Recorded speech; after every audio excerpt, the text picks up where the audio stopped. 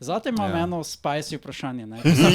Sem prvič videl tvoj following, se sprašujem, kako je mogoče, da nekdo na slovenski sceni ima toliko followerjev, mogoče je našla v anime community kakšno semantiko, kakšno res specifično nišo, ki je res sledi. In pogledam, it's Ashie Wolfe, it's a wolf.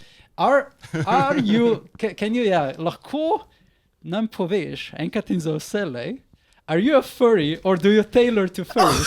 I'm not a furry, I'm a neko-girl. Kako narediš distinkcijo med jaz nisem furry, ampak uporabljam furry karakter?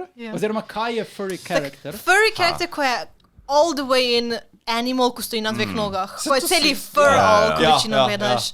Medtem, ko je to razlika v neko-girl, pa so anime girls with just cat hairs ali pa kak je te.